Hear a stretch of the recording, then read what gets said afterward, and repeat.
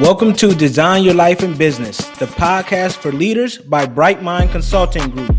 We give you the necessary tools to help you become the architect of not just your business, but your life too. I'm your host, Jevon Wooden. Hey, Rakia, welcome to Design Your Life in Business podcast. How are you? I'm good. How are you? I'm doing fantastic, and I'm excited about this conversation. I feel like this is an important topic that is not discussed enough, and we're going to talk about womanhood and parenthood, motherhood, and all things when it comes to business and being a successful business owner and entrepreneur. Thank you for coming on. My lady actually introduced us, so I know that this conversation is going to be dope. So let's get into it. First question I ask every guest is, who are you? Who is Rakia Finley? That's a good first question. I am Rakia Finley. I am the CEO of Copper and Vine Studio. We are one of the only Black female-led product design studios focused on building digital products and innovations throughout the world on behalf of the world. Before that, I've been a database architect for over 20 years. I've been a business owner since I was 19 years old, and I focus predominantly in the community talking about the power of mental health, executive leadership, and what it really means to own all of your life in a place of abundance and joy.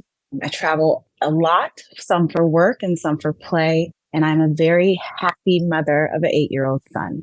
Wow. You covered a lot and you broke a lot of glass ceilings there, and I'm glad that you mentioned all of that. One that you spoke on is IT. I do a lot of work with WSTEM and looking to get more women in the sciences, especially tech. So what got you interested in tech early on? I wish I had some really astute story, but to be honest, I am a product of a single mother. I am from not the best side of the road. And I am a product of every after school program that I knew was better than being home with no food. And a lot of those programs in the 90s were computer programs.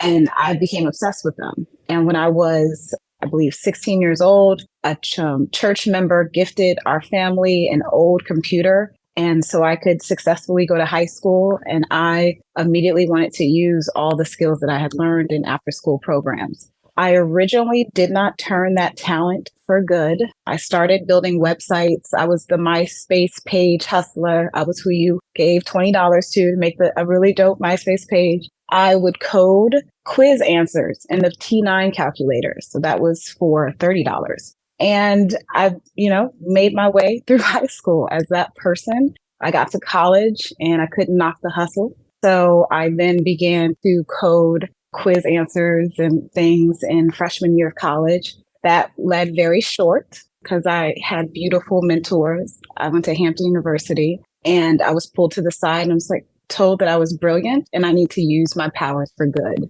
And that sent me on a path for building technology and innovation, first for nonprofits, then for hospitality industry. I built the very first mobile application for Starwood Hotels. And then that eventually led me into data, which led me into artificial intelligence, where I focused on building phonetically responsible AI that talked and spoke to our culture and our people. But humble beginning, I was the IT hustler.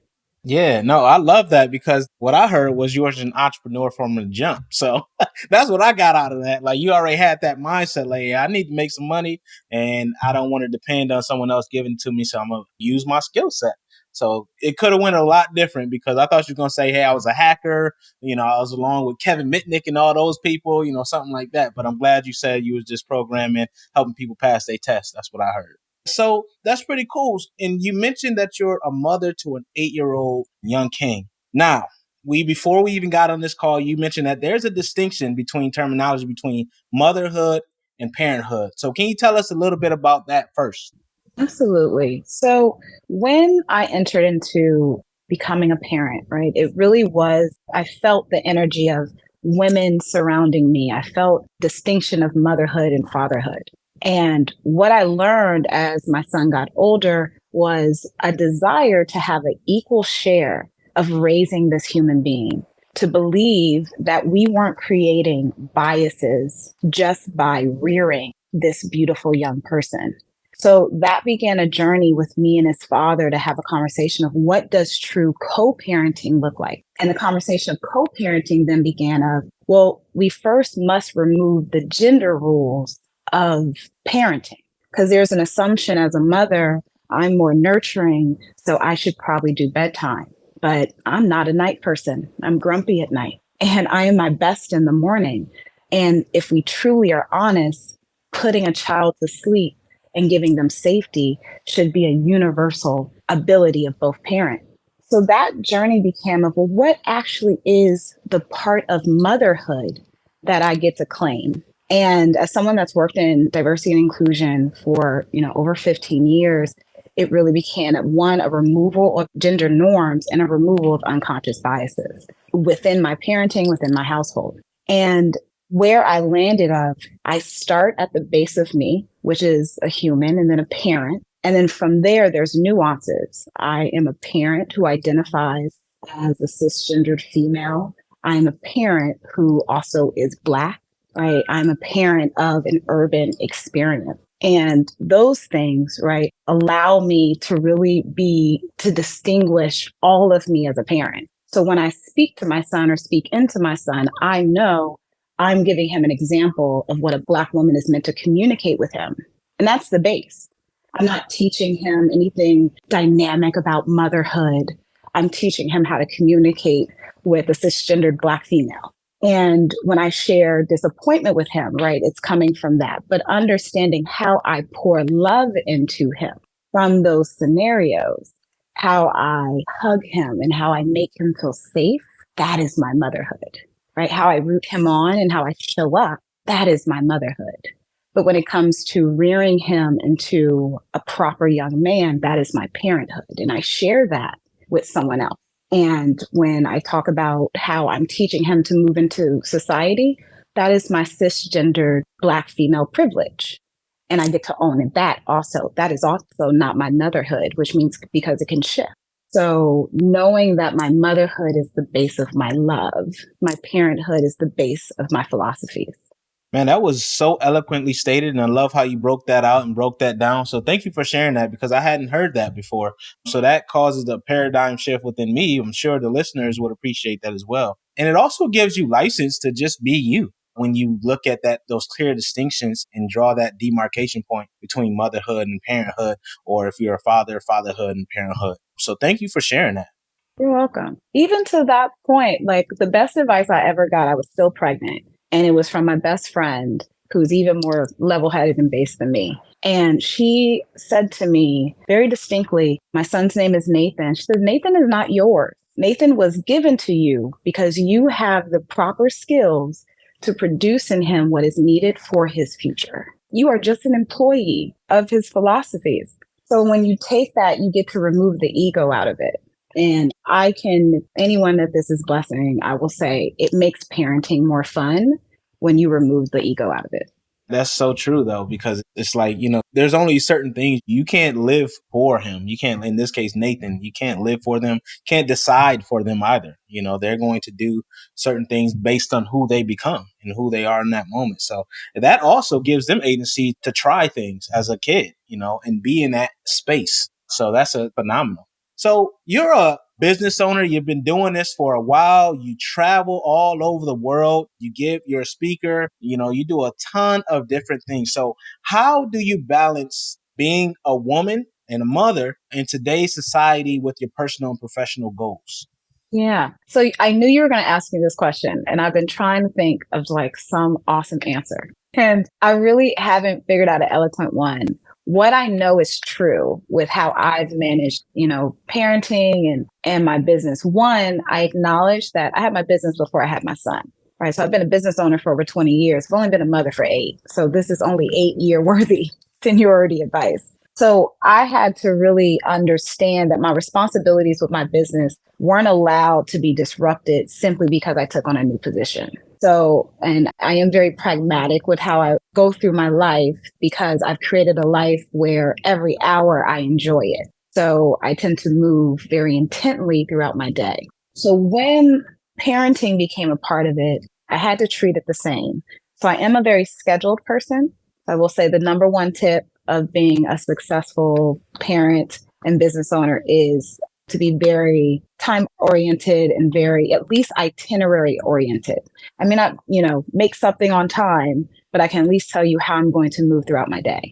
Two was fluidity. So, and I did not realize that this was truly a skill for a long time until I met other people that I realized couldn't do it. But, you and I are speaking, it's 4 p.m. I've been up since 4 a.m., where I did a working sprint. I immediately went to a workout. I immediately went home, showered, dressed, and I've been throughout meetings, work, emails, and obligations until we're here. I haven't seen my office or my home since 8 a.m. since I left for that shower, currently in a hotel, in transit to another meeting. And at no point have I stopped and said, oh, my day, right? At no point have I worried about, will I get to kiss my son goodnight, or, right? Because I know I have an itinerary, but I've allowed myself to trust my day and trust the fluidity of my day and know that my ending is just as sweet as my beginning was and whatever it is I'm in. So definitely stay agile, stay fluid. Don't let the rigid life of business make you feel rigid, and it goes back to that on that day. And I've tried to figure out how to really name this, but the main thing is this concept of just having fun, right? If there are things in your life where you feel like you are jumping in and out of joy, then that has nothing to do with your parenthood. It has nothing to do with necessarily the business choices you've made. There is something fundamentally not functioning, what you've decided in your life's itinerary, that isn't in alignment with you. And I had to learn that very quickly as a parent of like, oh, I'm so frustrated. This baby, it's not this baby. This baby just babying.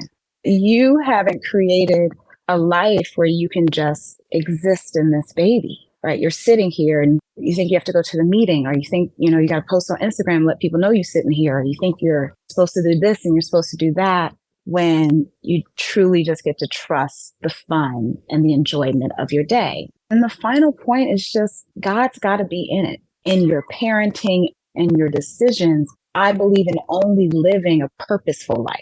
So everything in my life is purposeful, was intended for me. And the only way I can truly be in alignment with that is if I'm talking to the higher power in which created me. And when I'm choosing to take on new ventures, business, or as a parent, I still get to believe that it's purposeful.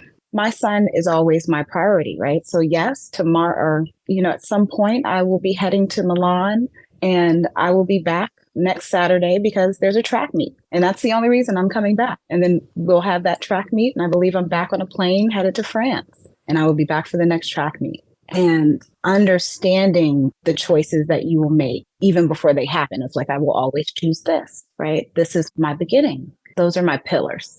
That was amazing. Thank you for giving us those pillars.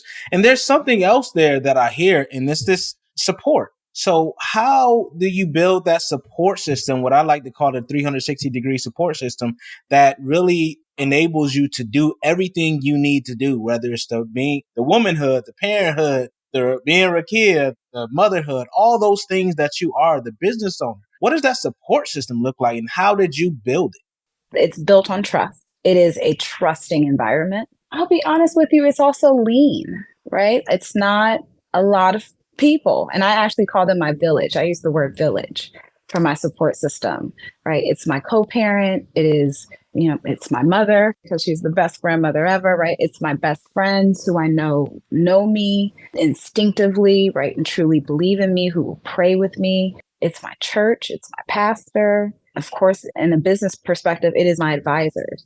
And I will definitely say, if there is anyone choosing deep entrepreneurship as a lifetime, you must have an advisement team. So that is the core of my village. And, if anyone is like me, where I'm very type A and very hyper independent, it's hard having a village, especially when you're aspiring to great things, because in your head, you only see yourself. You might see some employees, and you see your investors, you have visions of what your investors might look like. You might, but really at the heart of it, if we're really honest, when we think of deep visions of our greatness, it's only us. So when we're striving for our greatness, if you're like me, it feels like you have to look back to go to your village. Be like, oh, okay, let me go ask my mother to pick my son up, right? or let me go. So why I say trust is so important is because you have to trust that they are walking alongside with you and they're in alignment with your greatness, right? And the reason you can't see them is literally because y'all are on the same line. And, if you're in my vision, you're holding hands. So that's the base. And then I know who I can go to. And I think in the world of social media where we feel like we're supposed to super share to the audience, it's hard to forget, like when I'm spiraling, I'm going to go to my best friend because I know she's going to pray for me and give me hard truths, right? When I feel like I just need someone to tell me I'm all right and I'm pretty and I'm smart again, I'm going to call my mama. There's no one that's going to tell me better than my mama. So it's also just really you also trusting your village and knowing what they're there for. That's a great answer. Trust, right? That foundation in life and in business is super key. So we're having this conversation and I hear all the dope stuff you're doing. So what challenges have you faced specifically, if any, because of your gender, and how have you overcome them? I am in technology, right? So the base of my industry, predominantly white men. And even when we go into diverse spaces, it takes a long time for us to get to Black women. Also within my industry and most executive spaces, I am a Black woman who owns a company. So I'm not an amazing VP that everyone wants to see because she looks like a unicorn. I actually created this space and this opportunity for myself. So even that space tends to be mostly white and cisgendered male. That has been the base of my entire career. And though I love our small increases percentage by percentage every year, it tends to have been the past 20 years of my existence. And what I've learned in that is we, as people of color, generally get to be very bold in creating big companies and ideas for ourselves because there is no one speaking on our behalf in most of the most powerful spaces in our world. And though I love to do it, there is just me sometimes speaking on behalf of a mass of people of color. And then as a woman, I love business. I love big business. I love all of it. And being someone that is business minded, can easily, as a Black woman, just make you look like a really attitudey Black woman, right? And really having to search through personal identity of knowing that's not who I am and owning that. And then also maneuvering through social spaces to kind of, I'm not dangerous. I'm here to help. I'm also not the intern. I also didn't get a free ticket to be here off of a scholarship. Like I'm actually one of you. That is a constant maneuvering. And, the amount of self-care that's required to maneuver through that is truly the biggest, battle I would think of someone in my position has. So I always say within the tech industry, there's so much in diversity and inclusion that we get to do that will never stop because we are talking about inventing a new world. And inventing a new world always required us to push ourselves on a different level for society's sake. Well, that word society brings me to another question. How has societal perceptions of womanhood influenced your personal journey? Well, dating's not fun. Can I be honest with you?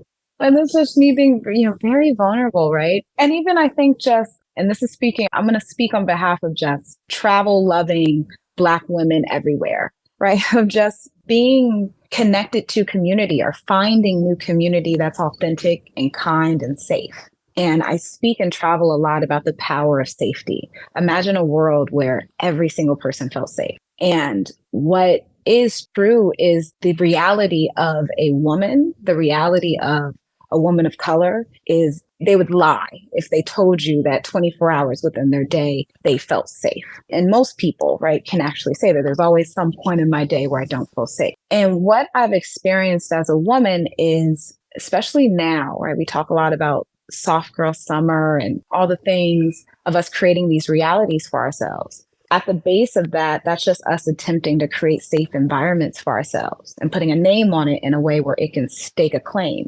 Because a girl walking up to the yacht with two of her friends to rent it for the day, just so she can go on the water and have fun and have a good day, that looks like hot girl summer. The reality is that's the safest Saturday she will have all summer. And we still have, right, a lot to do as a society to really, especially as a society of color, to identify what in our world just naturally that we just do out of because we're used to it, because we've seen, all of the fun parties and the things that this is how we're supposed to engage with one another. But what if we removed all of our preconceived notions of gender and likes and dislikes, of how you hit on or how you desire or how you acknowledge, and identify a way that we can all do it where everyone feels safe? I just think we'd have better yacht parties.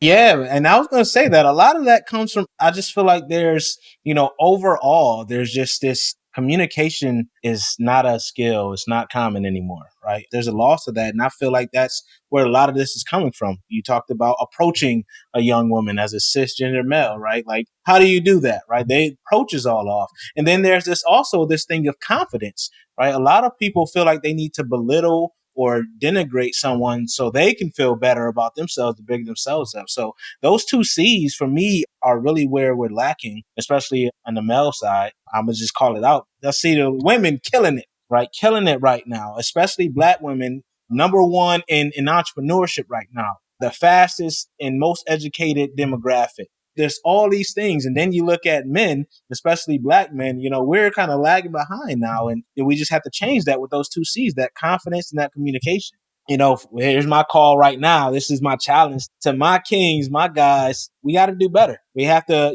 kind of relearn. And if you don't know how, there are communities of us, of men learning those things. And it's okay because, a lot of us grew up without our fathers. We weren't readily receiving what we needed to receive to become that man that maybe we want to be. We just don't know how. So I'm glad we're having that conversation too, because I think that is very important if we are to take our society to the next level. Because right now let's be honest, we're really regressing in the atmosphere of safety. We always talk about how this is the safest time period because we're not in primitive arenas. We're getting eaten by saber-tooths, but it's a different type of safety and security that we're lacking, right? That psychological, that emotional, that mental that we really need to get back. So I'm glad that you brought that up.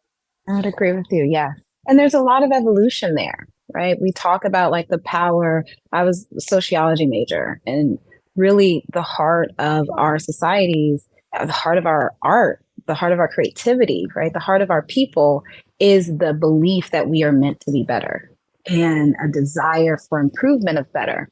And the idea that we might be at a society that kind of has full stopped and they're like, oh no, we're doing pretty good. Like we did it. Like, look, that is, as an innovator, as an inventor, as a creative, that is scary. I also know it starts at the heart of society. Yeah, I wholeheartedly agree. We could have a whole nother discussion that could go on for days actually on all of that. So I have a question about, how we're talking and clearly you are a very mature and very amazing person, but how has your concept of womanhood evolved over time? Oh, that is such a fun question.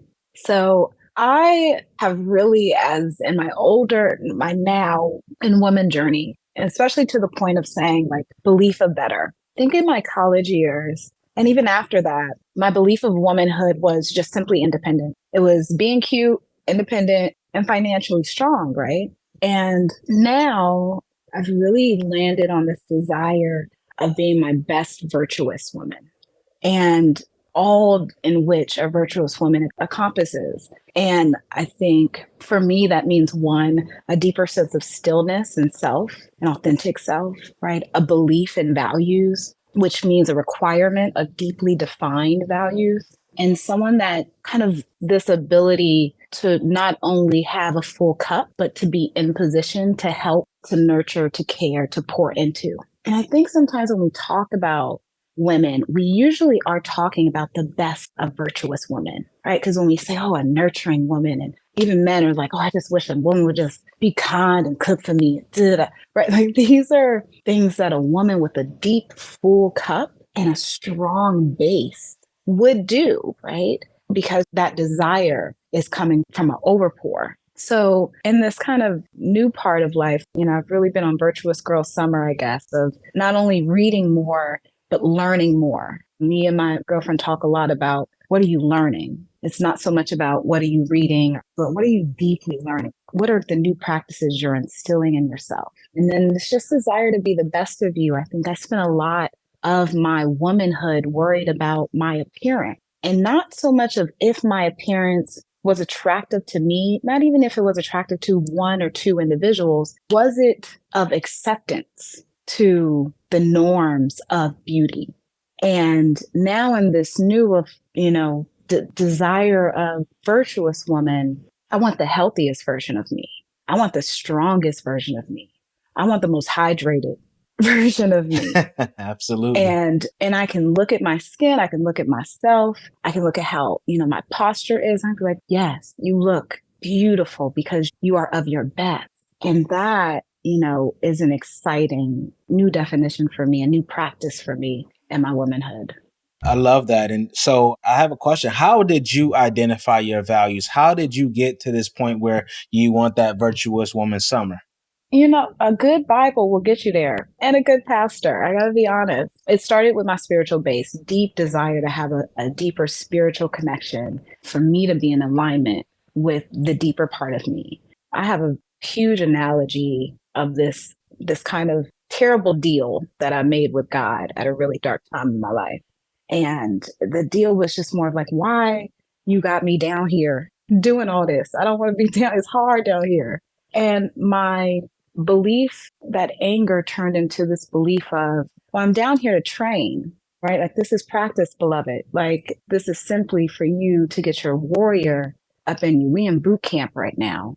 And whenever, bad things would happen, my approach shifted. My approach then became, all right, well, I guess you need me to be some type of special, communication angel when this is all over, because you're making me have these conversations I want to have with people, right? Or maybe I'm supposed to be the financial blessings angel because you're making me put a lot of faith and my belief of my ideas and requiring me to invest in myself in a way, right? So now I have these very kind of satiric conversations with God of like, you must think I'm just going to be the cutest little angel because you keep putting me through these tests that I don't really want to be a part of.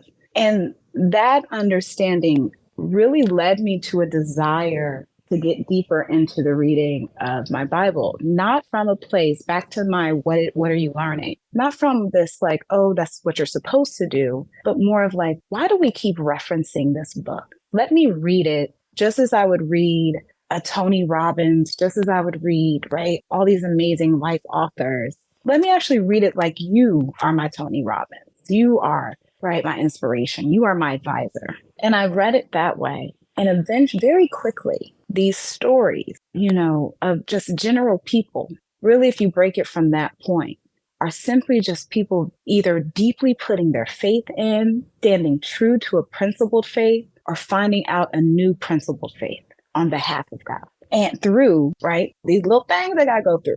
And that began my understanding of, okay, let me give myself a little bit more Moses honor. Let me give myself a little bit more Isaiah, grace. Let me give myself a little bit more Elijah confidence. Let me give myself a little bit of benefit, right? And not any doubt. And those principles became, I'm strong like Elijah. I'm smart like Isaac. I'm steadfast like Moses, right? And those became my searches of being the best virtuous woman I could be, I would say.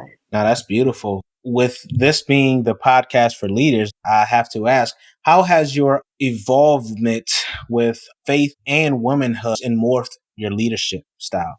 I believe in people now, right? I will say that is the only shift it created. I go back to what I said earlier. When you have a big vision, I'm someone that had a big vision at 19 years old. I've spent most of my career with people bringing me the biggest ideas they've never thought were possible to build. And I launched them into markets all over the globe. And because of that, I had a lot of ego that needed to be, you could imagine, right? The ego of that person. Mark Zuckerberg had nothing on me at that time. And to be honest, and I think anyone that was worked under me for my first 10 years of my career could easily say I was a terrible leader. Did I get us to great? Yes. Did I get us the deal, the conference, the project? Did we win? Absolutely. And I was also, the captain on the team that yelled at everybody. And, because I kept winning, I thought it was fine. It took me a long time to realize that people worked for me and went home and, talked about me at the dinner table, probably to their spouse, right? I was that boss and I was young. And I think when you have success, it's also very hard to get someone to be honest with you, to say, you're killing it. They want to kill you. Like, this isn't fun for anyone. And I just didn't have one, all my friends were my same age. So no one really had the capability of advisement as I was trying to run, a multi-million dollar agency. And I was, just 25 years old. So my journey to being a more spiritual person, my journey to being a more virtuous woman, my journey to becoming a mother are all blessings because it did allow me to be a stronger leader. I care about my people. I care about what we do. We say no to things. I intentionally have an all female staff. I intentionally, and now at this point in my career, unapologetically have a Black female leading team. And we still build unapologetic things. We still are winning. But, we also go to happy hour together now, right? So They actually want to hang with you now, huh? they want to hang with me now. So it is a blessing. So I would really encourage anyone deeply in leadership, challenge yourself to be told how you can improve. Never believe that you are killing it. Never believe that no matter what the numbers say, never believe that you have to stop learning or advancing yourself. And always have someone and I have a strong theory about the power of your advisement board. You should have a personal advisement board and a business advisement board. Have someone on both advisement boards that will tell you about you. So for me, on my personal, it's my brother. He does not care about who I am, and he will tell me about me. And on my business side, I have a business advisor that's been with me for 15 years, and he doesn't understand half of the work we do now, but he gives us the best business advice. Yeah, he doesn't need to because you're the expert in that, right? So he has a different role. But you have to want to be a leader. I have a talk that I give, and it starts very simply of the decision to lead is the commitment for people to follow, which means that you have taken on the responsibility that when you say go, someone's going to go. And if you, have not looked over that bridge to make sure that it is safe on their behalf, that is your go. So the belief, I want to be a leader, I really want to be a boss, I really want to, that all that energy, bring all that up. And I challenge a piece of homework for anyone. Write down everything that you would want people to follow you into. Like, I know my team can follow me into a hard or big idea. I know that we can land in Nigeria, build something that everyone says is impossible, go have a drink before we get on the plane and all go back home to our families. I know I can do that and lead that way. But if you say, Rakia, can you lead us in planning a birthday party on Saturday at 11? I'm not that leader, right? It's going to be chaos and no one should follow me. So really own what you're asking people to do on your behalf. That should be the base, and write that all down. What am I asking people to do with my leadership? And breathe that back to yourself and really kind of audit it. Like, is that safe? Is that kind? Is that good for them or just for me? That's a great question, and it causes that introspection. You got to really know, like, am I comfortable with that? Like, am I comfortable with the ups and the downs? Because there's two sides to that, right? In the military, we always said, you can be wrong, but be wrong confidently, right? Be comfortable with what can come out of that decision that you just made when you have your whole troops and your squad following you into this thing. Make sure you're willing to take ownership of what comes with that, the consequences, because it may not go how you want it, or it may go even better than expected. Yeah, that's true. So you mentioned earlier how you unapologetically have, Black leadership staff and you have women only staff, so how would you tell our designers who may not be at that point yet in their organization, how would you tell them to foster a positive and inclusive culture in their organizations? What are some things they can start with? Say it, right? That's for very first thing. So as you look at your business mission and your business vision, does it speak to what it is, you're intending? So if you look at Copper and Vine's vision, we are a business, we are building business innovation on behalf of people globally, right? So it's in there, we say that, right? It doesn't It means that when it comes to our principles and how we develop things, we are always going to look on behalf of the greater good of all. So that would be number one. And then two, just get really clear about what your impact looks like. We talked about leadership, but understanding that leadership drives impact, and impact means change, and change on behalf of all. So if you are creating change, if you're choosing change, which means that you have a vision that is saying on behalf of all, or we on globally, or some regard, then getting really clear on the vision of that impact. I know that with our vision, our impact will be that we will reduce or remove the digital divide amongst communities of color and amongst countries globally as we build. So the more we build at Copper and Vine, the more we will reduce the global digital divide for all. So having a deep vision of your impact, and it gets to be big, it gets to feel impossible, right? I have a client that they plan to create world peace. That is everything they do. And one might look at it and be like, you ain't gonna do that. Maybe not in their lifetime, but the solutions and products they create in this world may one day. So choosing that, and then you get to be really unapologetic about it. You know, I don't do conferences that do not speak to a global and diverse group, right? I will not accept an award that has a judge base that is all white men or all men or, you know, not people of color. I won't participate in content that doesn't produce inclusivity. So believing that your no's get to be intentional on behalf of your impact and your vision, and be bold about it. Actually believe that you can create change, distinctive and systematic change in this world, that you can disrupt Instagram, that you can disrupt, right, what we know to be true. Really believe that in yourself if you're making the claim that you are going, you know, to really have an impactful business structure. Well said. And I love that you provided a true example from your organization. So we're going to switch to our by design segment where I ask every guest the same three questions. Are you ready? Yes. So you touched on this actually earlier. So what has been the hardest part about designing a life and business you don't need a vacation? Convincing others truly a life that you don't retreat from and that you truly love, and not even convincing them, but just like dealing with the fact that they don't believe you, and then convincing others that they too can have a life like that. It's not that hard. So convincing others. Number two is what is the best lesson that you've learned from your entrepreneurial journey? It gets to be bigger. There's no vision too small. Yeah, there's no vision too big. We said it wrong. There's no vision too big. It gets to be bigger. Number three, what are three tools or tips that you would recommend when scaling a business?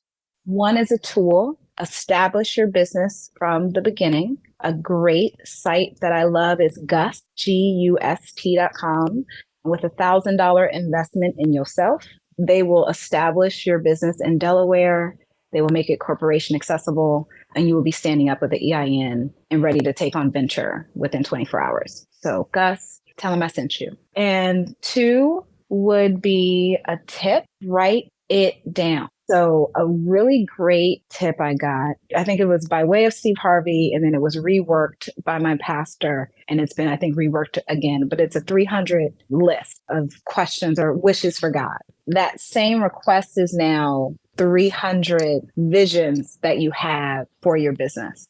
So, and it's easy, right? If someone's like, oh, I don't have 300, it's like, yes, you do. If you actually believe that this is bigger than you could ever imagine, then think of all the things that would happen. I don't care if you just write down the next 300 days of your business venture, right? But 300 impossible, amazing things that get to happen with this business. And that's going to start your vision. So that's going to start your honest and authentic vision. So write down your biggest, longest, wishful business vision. And then number three is remove yourself.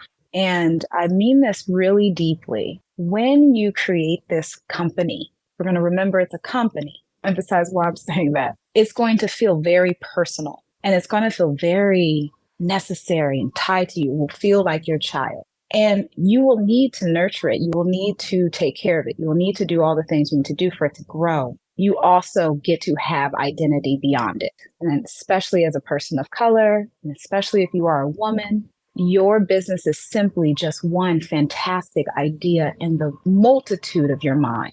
It is the thing that simply your body, your essence, your spirit believes meant to be done. You wouldn't be envisioning it if every part of you didn't know it was already possible. So write it down, give it a name. You can change the name later. Get a logo. You can change the logo later. Do all the things, stand it up, get a venture, invest in yourself, and step back and begin to now say, okay, well, who am I now that I did the thing that's been on my mind for however long it's been on, and move on. Yeah, I love that. That is just a part of you, a piece of you, right? Oftentimes, especially as, first generation entrepreneurs, like you said, it becomes our baby, and it's just so hard to relinquish that control, but it's so necessary if you really want it to grow and get to that point where you had that big vision, right? So you tied those in. Somehow you made all those come in together. So that was pretty dope. So I got one more question. Before we get to the close of this thing, I just want to add one more. You're very successful. You're a mother. You're a phenomenal woman. So what advice would you give to a young woman starting out in the business world? I will say all the things I wish someone said to me. You're going to fail, and that's okay. You get to do it cute. People are going to make you feel like you don't get to do it cute. People are going to make you feel like if you got to have a ponytail and look like you haven't suffered. And I mean this in motherhood and business venture, you get to do it cute. Head down, grind. Beyonce actually is telling the truth. Like, head down, do what you got to do. Do not worry about letting people know what you're going to do. Just do what you got to do. And who's supposed to see it will see it. Be so good they cannot ignore you. Do not worry about accolades or audience. You heard it here, designers. So, Rakia, you have dropped so much information. This has been a fantastic conversation. So how can people connect with you? I would love to connect with people. I'm really easy. I'm the only Rakia Finley in the entire world. So I'm on LinkedIn, Instagram, Facebook, all the things. I always say if you see something badly written about a Rakia Finley, that's the other Rakia Finley. But for the most part, all the good things you see. But yeah, so you can find me and reach me on any of those social media sections. You can also go to Rakia, RAKIA.club. And that'll give you a couple of things, links. It also has access to my calendar. So I do leave 10% of my calendar free to provide free consultation, advisement, support. So go to rakia.club. You'll find the link. Get on my calendar. I'd love to help. And if you have a really big idea and you do not need to know how to build it, once you go to Gus, go to coppervine.io. We are a product development company. We work with founders, startups, idea havers, creatives, inventors. Our entire job is to take your idea and put it into the market. We advise you on it. We design it on your behalf. We launch it on your behalf. We talk a lot about, there's a lot of drag and drop things out there. If you are thinking of building a big thing, build it. Do not hand it over to somebody else by utilizing those systems. So let us build your big idea. So yeah, that's how you can reach me. And I look forward to connecting with everyone. Well, I love it. I appreciate your time. Keep ascending, and please let us know how we can help you over at the Design Your Business podcast. If you have something big, you're welcome back to the show. And remember, designers, keep ascending. Design Your Life and Business, the podcast for leaders, is brought to you by Bright Mind Consulting Group. To find out more about Bright Mind Consulting Group and how you can become the best leader possible, visit brightmindconsultinggroup.com. Make sure you search for Design Your Life and Business on Apple Podcasts, Spotify, Google Podcasts, or anywhere else podcasts are found. Click subscribe so you don't miss any future episodes. On behalf of the team here at Bright Mind Consulting Group, we cannot thank you enough for listening.